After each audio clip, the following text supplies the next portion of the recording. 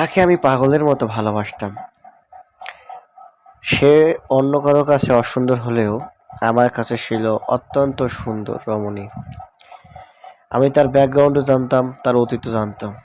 তাতে I have just not kidding.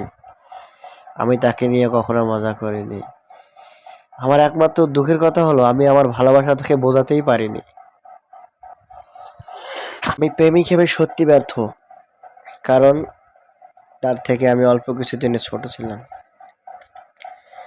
আমি অত্যন্ত চঞ্চল এবং রাগ প্রকৃতির ছেলে। আমি কারো প্রতি বিষাক্ত বা আসক্ত হতে পারি না। কিন্তু হ্যাঁ, আমি যাকে ভালোবাসি তাকে মন প্রাণ সব উজাড় করেই ভালোবাসি। প্রকৃতির কি নির্মম পরিহাস!